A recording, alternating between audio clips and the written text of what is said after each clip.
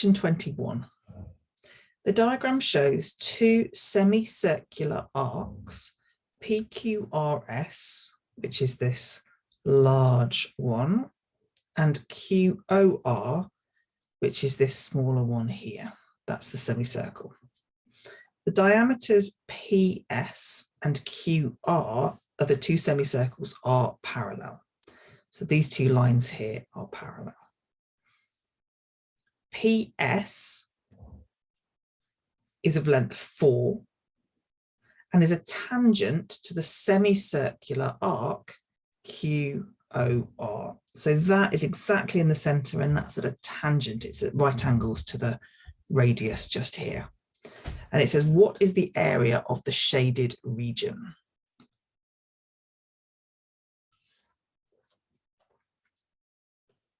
So I've drawn the sketch out.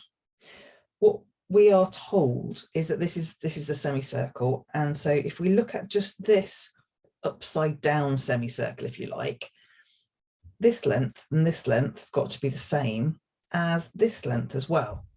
So what we've got here are three lengths that are the same. I'm going to call this middle point here T. It doesn't look like it's a triangle question, but if we put in a line here and we put in a line here, suddenly we have some right angled triangles. And when we've got right angled triangles and we know lengths, we know that we're probably going to be using Pythagoras. So let me draw out. This is our T. So we know that these, we don't actually know the length of this bit here. I'm just going to call it A for now.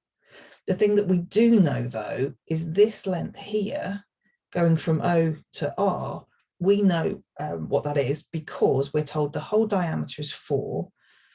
Therefore that length there will be 2. But because this is the radius of the larger semicircle, then this is actually going to be 2.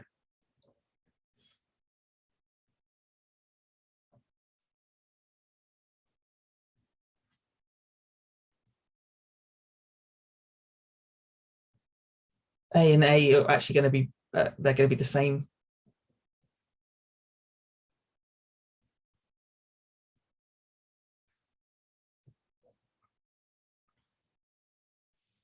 So now we know that A is root 2. We know that this length is root 2, this length is root 2. What we can do is we know that this is the radius.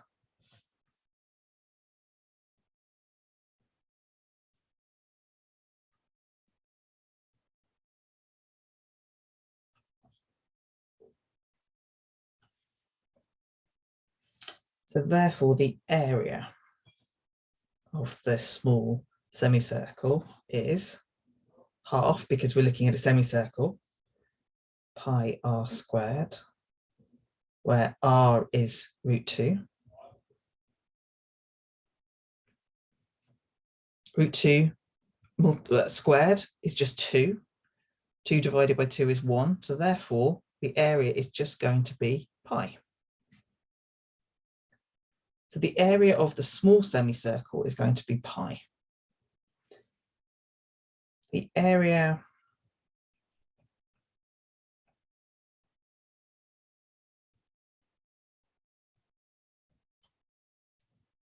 a half again, and this time r is 2.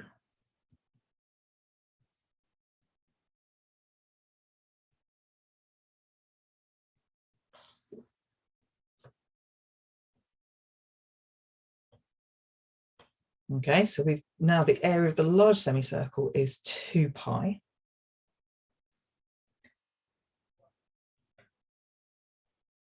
So what are we actually going to work out? We now need, so we know on this one, we know what the area of the whole of that semicircle is. We know what the area of the whole of the small semicircle is, but at the moment we don't know what this bit is at the top here. So we now want to work out what this area here is going to be. And we do it by finding out the quadrant of this semicircle. Let me show you. So we've got a line across here. If we're looking at it from the triangle perspective, we've got here. And what we want to know, first of all, is we want to know this area in here. In actual fact, this is a right angle in here. We know that because there's a right angle here. These two are the same lengths, therefore this angle and this angle actually have to be 45 degrees. So when you've got this angle and this angle together, so they're both 45, then this is going to be 45 degrees as well. So therefore this is a right angle. So we have a right angle in here. So this shape here is a quarter of a circle, which is actually half of the semicircle.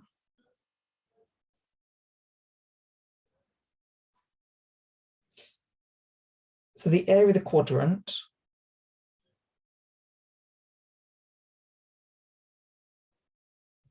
is the area of the large semicircle, and it's half of that. So it's the semicircle, it's keeping track of which is a semicircle and which is a quarter of a circle. That this is what we're working off. You could have left it area of the large circle and then divided it by 4. But it means the area of the quadrant is pi. So that shaded area is pi. So we're now looking at the whole area of the shaded. So shaded is the area of the shaded plus, sorry, the area of the quadrant plus the area of the, difficult to show this. So area of the shaded, the area of the quadrant here is pi. We're going to add the area of this small semicircle, which is pi. And then we're going to take away the area of that triangle. Aha, I haven't done that triangle yet. So let's work out that one. So the triangle going from T to R is root 2, root 2. This is my O. So to find the area of that triangle, we go half multiplied by root 2 multiplied by root 2. This is 2, means that the area of that is 1. So if the area of that side is 1 and that side is 1, then we've got the area that is 2. So we subtract 2 from this, which gets 2 pi, subtract 2, which gives us the answer of A. It's quite a mega question, that one. Let me just go through the steps again.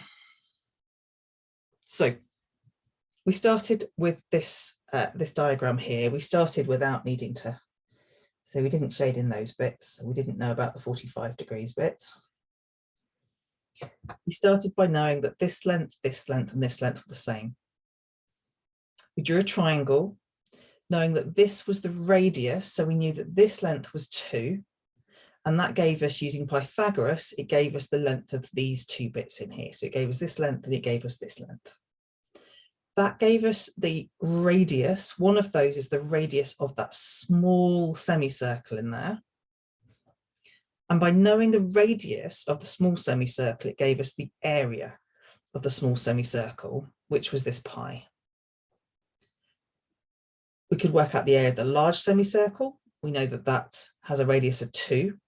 So therefore the area of the large semicircle is 2 pi. Then we looked at the sectors of the circle. So first of all, we looked at that, the shaded piece that went all the way along here, this sort of wedge out of the circle. We realized that that was quarter. This was a 90-degree angle in here, and therefore this was a quarter of the whole circle or a half of the semicircle. And so the area of that I've shaded in black there is the area of the quadrant, which was was pi as well. Looking down at this triangle here, we needed to now know what the area of this triangle plus this triangle is.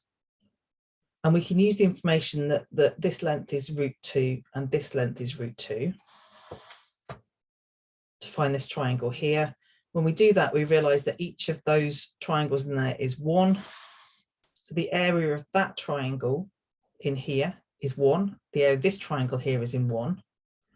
So what we then do is say, okay, so we want the area of the whole semicircle added to the area of that sector of the large semicircle, but then we've got an overlap that is the area of those triangles. So we have the pi here added to the pi here, pi plus pi, and then we subtract the area of those two triangles to give us 2 pi subtract 2, and the answer is A. Well done if you managed to follow it. It's got a lot of steps to it, a lot of steps to get through.